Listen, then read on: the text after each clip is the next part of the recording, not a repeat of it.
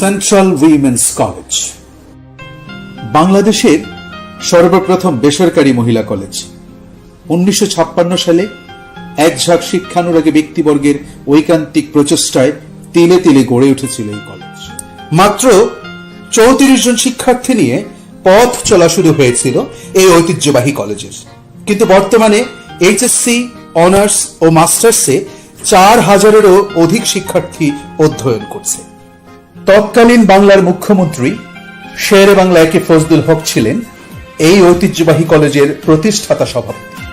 বেগজাদি মাহমুদা নাসির ছিলেন এই কলেজের প্রতিষ্ঠাতা অধ্যক্ষ। নির্মোহ, প্রচার বিমুখ এই ত্রিকালদর্শী মহিষী নারী ছিলেন তদানীন্তন পূর্ব পাকিস্তান ও বাংলাদেশের নারী শিক্ষা আন্দোলনের এক পুরোধা ব্যক্তিত্ব। যারা তাদের অবৈতনিক শিক্ষকতা এই কলেজের ভিত রচনা করেছিলেন, তাদের জানাই অন্তর থেকে অভিনন্দন ও কৃতজ্ঞতা। ঢাকা বিশ্ববিদ্যালয়ের এমিরিটাস প্রফেসর ও বিশিষ্ট বুদ্ধিজীবী ডক্টর সিরাজুল ইসলাম চৌধুরী কলেজের এক শুভানুধ্যায়ী। বেগজাদি আপা আজীবন শিক্ষক। আমার মনে হয় যে তিনি শিক্ষকতা করার জন্যই জন্মগ্রহণ করেছিলেন। আমার স্ত্রী নাজমা জেসমিন ওই কলেজের ছাত্রী ছিলেন এবং তার জীবনের শিক্ষকতা শুরুই হয়েছে এই বেগজাদি আপার কারণে। এই কলেজ এইভাবে গড়ে উঠত না যদি মতিন ভাই না থাকতেন বেগজাদি আপার সাথে। কলেজের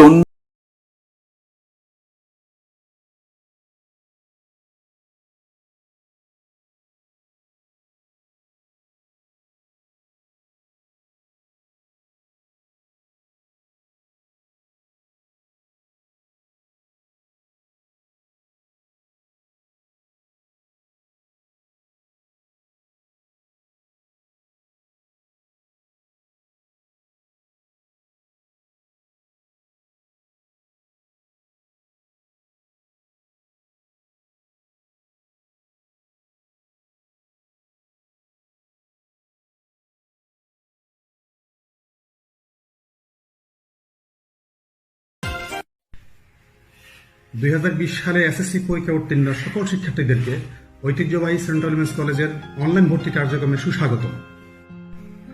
3.5 একর ভূমির উপর প্রতিষ্ঠিত এই সুবিশাল ও শিক্ষাবান্ধব প্রতিষ্ঠানে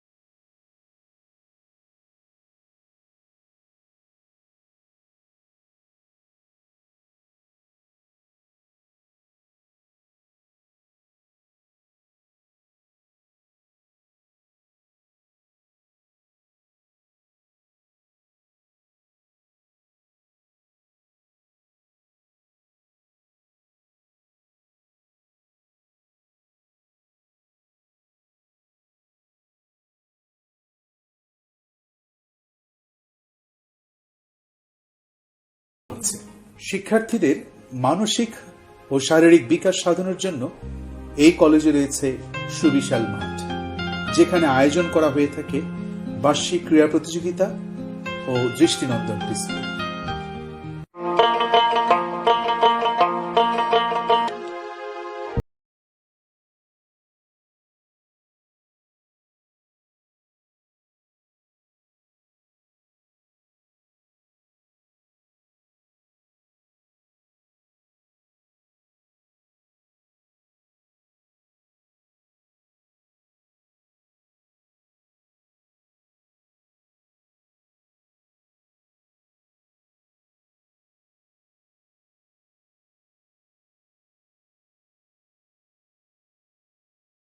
আয়োজন করা হয়ে থাকে। তারই ধারাবাহিকতায়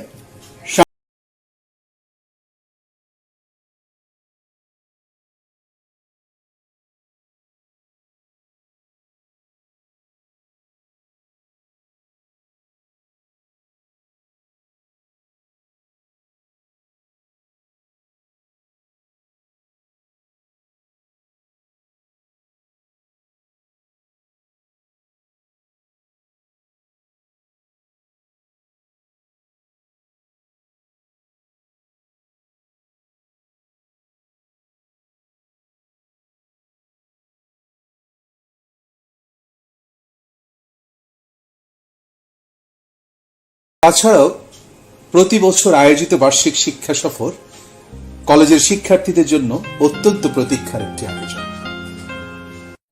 সেন্ট্রাল উইমেন্স কলেজে বিভিন্ন জাতীয় দিবস যথাযোগ্য মর্যাদায় পালিত হয়ে থাকে।